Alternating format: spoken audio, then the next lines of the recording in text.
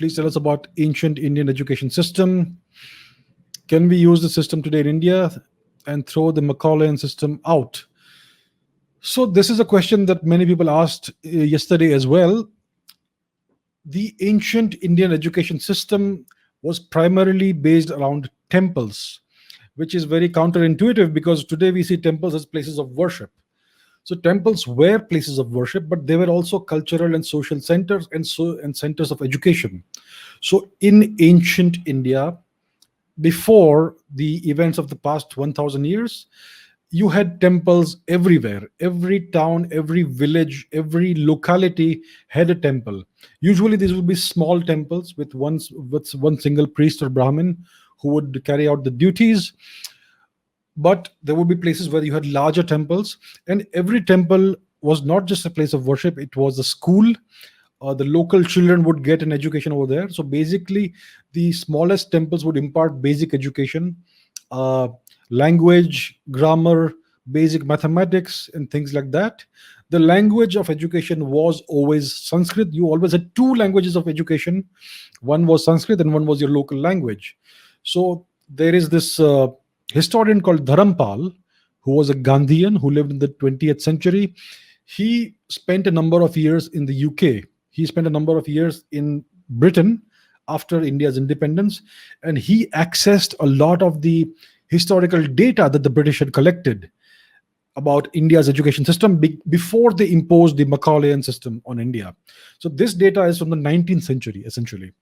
So Dharampal accessed a great amount of this data. He analyzed it, and he wrote a book called the Beautiful Tree, I believe, in which he has shown what kind of education system was still prevalent in the 19th century. So what he found from the British data, which is the British collected, is that temples were the places of education. Education was provided to every child, girls, boys, everybody. All the jatis, all the varnas, the so-called castes, everybody got the education. The education was always free. It was subsidized by the local king or ruler or whoever it was. So you never had to pay for education. In the small temples, you had basic education, like I said. In larger temples, in bigger cities, you would find that you would get somewhat higher education. And you had the great temples in certain places where you would get really high education. And then you had the great viharas, monasteries, and then you had the great universities of India, the great Vishwavidyalayas. So there were so many of these: Nalanda, Takshashila, Telhara, Udantapuri, Vikramashila, Sharda Peeth, and so many more. We only know of a few today, but there were so many more of these.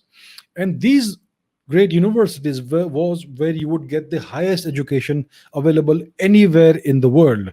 So you would be taught subjects like pharmacology, toxicology, advanced mathematics, calculus, infinite series, trigonometry, astronomy, and much more, and also philosophical subjects. You had so many schools of philosophical thought in India, starting from Charvaka, Vedanta, Mimamsa, and so many more.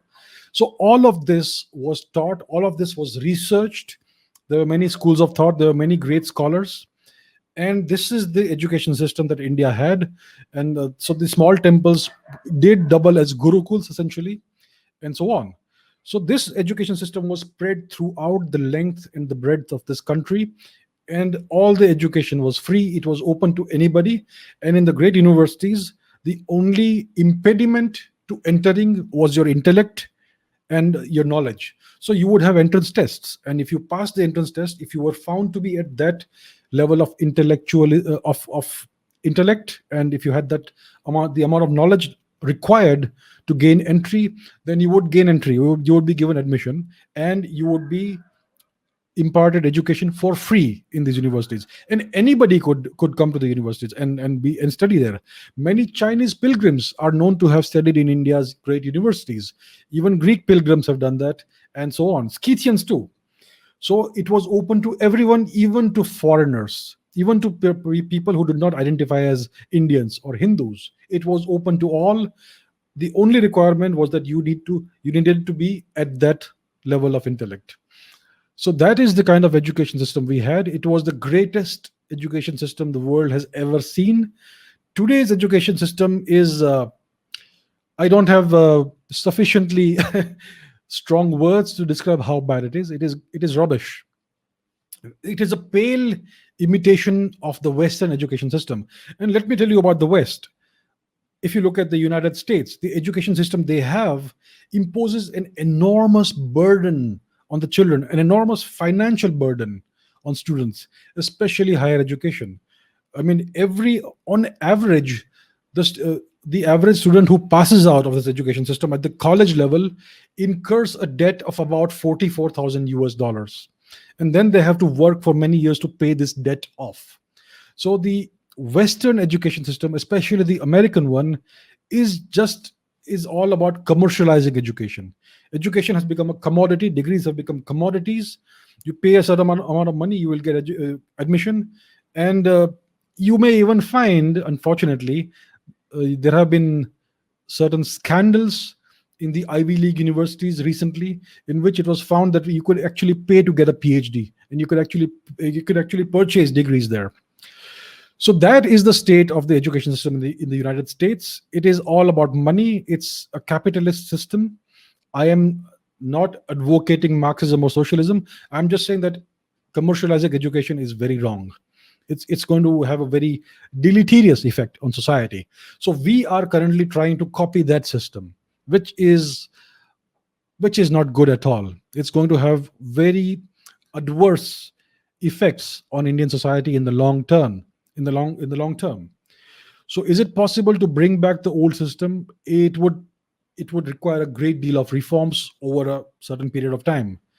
But it would be good if we could do that, because we had the best system in the world, and it's been destroyed by the British, and we have not taken the initiative to bring it back.